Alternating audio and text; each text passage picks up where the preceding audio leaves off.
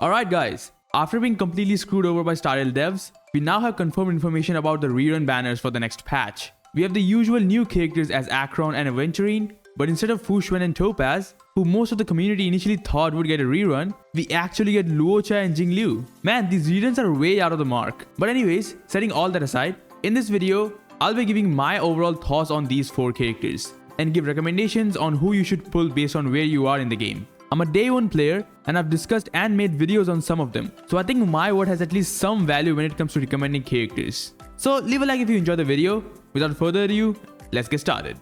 So first of all, let me divide this video into 2 sections, offense and defense. We have 2 characters each for both sides, so it's perfect that way. And I think comparing a damage dealer to a sustain is kind of dumb thing to do, even though I did it anyways. But we're not going to talk about that. Also, for each character, I'm going to discuss their value for both a new player and for someone who has played this game for a long time. With that, let's start with offense. And our first damage dealer, Acheron. Now we all know what she does, right? Big dick damage with her ultimate, ignores elemental resistance, does not use energy, requires other Nihility characters to pair with her.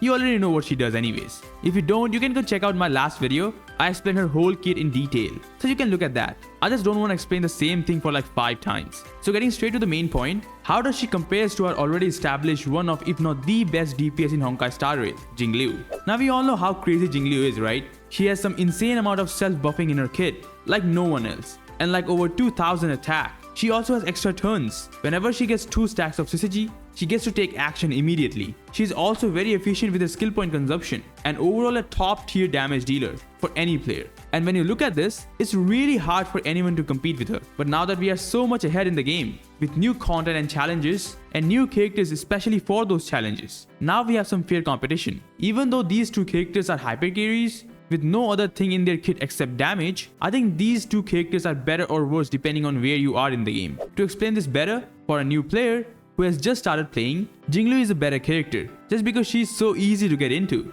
At early game, you won't have that good of a gear to start with, won't have insane relic pieces, might not even have a decent light cone. But for Jingliu, all these things get solved pretty easily. She already gets insane amount of stats just from her traces, so you can be much more lenient with your relics. For light cones, the Hurtas or Destruction light cone is one of her best options, competing with even 5 stars. Everything you will ever need to build this character is probably already present in the game, and it's pretty easily accessible. You don't need insane teams to play her. Some of her best supports are Pella and Tingyun, and both are 4 stars, and are so universal that every accounts need them, even if they don't have Jingliu. On the other hand, for a veteran who has played this game for some time now and can get pretty good gear, Acheron becomes a much better option. She's a character that expresses the code high risk, or in this case high investment, high rewards. If you can get good enough gear for her, then she can easily dish out an insane amount of damage, comparable to even Jingliu. She has the potential to do 2-10 ultimates with proper teams and has insane multipliers. I'm not gonna say she does more damage than Jingliu, because that needs actual testing,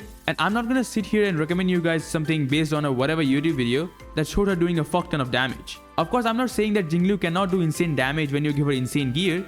No, she can. She absolutely can. But it's not a contest of damage alone. When you reach this high into the damage charts, doing a bit more damage doesn't really matter anymore. At that point, the deciding factor becomes every other thing except damage. Jingliu is a very easy to build character, who will reward you with low investment, but also will give you great results if you put premium gear on her.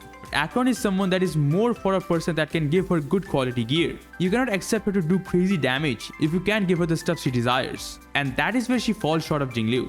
She has the potential to be better than Jingliu at high investment, but she is also worse than Jingliu at low investment. But then there is one thing that completely flips the table on Jingliu, and that is the fact that Acheron's ultimate ignores elemental type while dealing toughness damage. Players really underestimate how valuable this is. It makes Acheron the most universal DPS in the game, in my opinion. A character that can do 2-10 ultimates, has probably the highest multiplier for that ultimate, and can ignore elemental type. This is just next level. And it actually matters not only for veteran, but also new players as well. For someone who has well-built teams, they might not care for the 10-20% damage loss for not using the right element. They can just brute force any content with high damage. But for a new player, that tiny amount of damage loss is a huge deal. So getting a character that can bypass that is big. Gear is something you can eventually farm for. At the end of the day, the main progression of this game is to farm relics and build characters. So you'll eventually get there. Choosing a character like Acheron will give you more value over time. It can be a risky future investment, but it is one that is totally worth it. But if you want to play it safe, then you can just pull for Jingliu.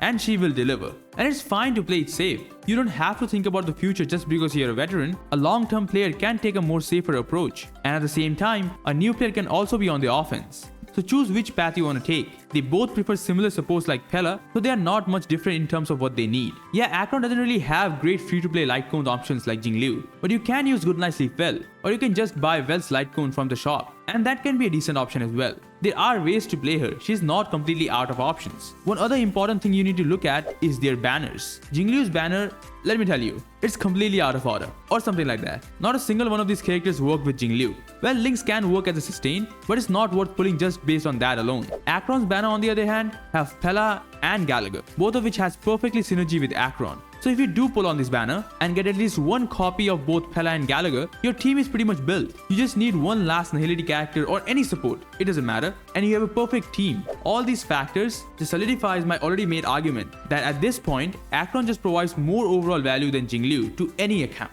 By the way, if you have reached to this point of the video and like what you're watching, consider subscribing to the channel, as it does help the channel grow and motivates me to make more content for you guys. Now for the next part of the video, let's talk about Luocha and Aventurine. Well, here, it seems pretty simple of a choice. Like most players will straight up choose Aventurine over Luocha. And I totally agree. But why? Luocha was our first limited sustain character. And when he first came out, there was a lot of positive response. Like we all know what Luocha does. His main gimmick was the fact that he can give out of turn healing and cleansing without consuming skill points. This is what his whole kit is all about. Whenever any of his ally drops below a certain amount of HP, he instantly uses his skill to heal them. But that instant heal does not consume skill point, which just made him super versatile for any and every team, because his presence was like invisible in any team, in a positive way. Like he does everything he needs to without you as a player ever needing to play him. He was just an auto heal cheat code and an incredible SP generator. With all this, he became a really popular character. So what happened to that? Now it seems Luocha has become the least valuable limited sustain in the game. But why? Did something change in his kit? Well, not really. It's the content that got changed. Initially, his single target auto heal with his healing field was enough. But now, with more difficult challenges and bosses who does blast attacks, the heal is not enough. Due to the fact that his heal can only be activated every 2 turns, there's a 1 turn of downtime, which can lead to problems. Also, nowadays bosses have changed attacks, where every time they take turn, they always have a follow-up attack with that, or they straight up hit harder. And Luocha's instant heal is actually great for these situations, but what if the boss targets 3 allies? Luocha can't protect 3 at once. Also, just as the content became much difficult, the damage required to complete said content also became higher, where now every character on the team needs to contribute to damage, be it as some kind of utility or some amount of damage from themselves, and Luocha fell short on both hands. Every sustained character after him, Fuxuan and Ho-Ho, can provide sustain to multiple allies at once, and they provide more utility. Fuxuan is literally the god of damage mitigation, and she provides HP and crit rate to her entire team. Ho-Ho on the other hand, provides an unholy amount of healing and cleansing, attack buff, and energy, making her one of the best offensive supports despite being a healer. Compared to this, Luocha is just not good enough. And even with all this competition, we now have Aventurine, our newest sustain, and it's probably the final nail on Luocha's coffin. Like even with all this extra utility, no other sustain could compare to Luocha when it came to skill point generation. You can't really beat a character who just does not need to use his skill until it's absolutely necessary. But now we have a new sustain that can also generate a ton of skill points, while providing the extra utility and incredible damage on top of that. Aventurine's skill has a shield for his entire team that can be stacked, and whenever he uses his follow-up attack, which is pretty frequently, he applies a new shield to all his allies that gets stacked above his skill's initial shield. Because of his constant application of shield over and over that lasts for 3 turns, the entire team pretty much gets a permanently active shield, and Aventurine doesn't even need to use his skill to activate the shield. His follow-up attack can already do that. So he's pretty similar to Luocha, as he is also really skill point positive. He only needs to use his skill before some kind of big hit or something like that. And on top of this, his follow-up attack and ultimate deals pretty good damage. And he also provides 50% effect rest to his entire team, which is so good as it makes every character in the team to be able to activate a set like Broken Keel, giving everyone extra crit damage. He also has the ability to resist crowd control debuffs himself, and he inflicts debuffs on the enemy that increases the crit damage of any attack that comes their way. So he also increases his team's damage. He just has everything. Oh yeah, I forgot about one thing. Since he's both a sustain and a decent damage dealer, you guys might get the impression that he is super hard to build because he would need a lot of stats. Well, fret not. all his attack scales of his defense, and he gives himself close to 50% crit rate right off the bat. Like this was only available for Jingliu, who is known for being pretty easy to build, and now Aventurine also have it. And now with all this, in total, he has got a permanently active AoE shield for his whole team, 50% extra effect res, good skill point generation, a damage increasing debuff, self buffs for himself, and good damage. Holy hell, I'm like, I don't know man, I don't think Luocha stands a chance here. It's not even a competition anymore. Aventurine has the edge over Luocha in every category. Just pull for Aventurine man. Overall, it's a clear-cut victory for our newest damage dealer and our newest sustain. Acheron, Aventurine, both of them has the potential to become the best in their categories. Acheron for damage dealer and Aventurine for sustain.